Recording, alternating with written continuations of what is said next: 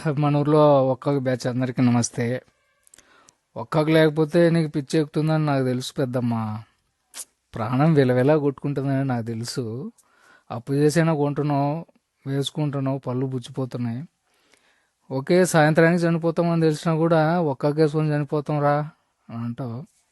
కానీ ఒకటి గుర్తుపెట్టుకో పెద్దమ్మ, నీకు ఒక కిక్ వస్తుందని చూసుకుంటున్నావు కానీ మిమ్మల్ని చూసి చిన్నపిల్లలు నేర్చుకుంటున్నారు పెద్దమ్మ.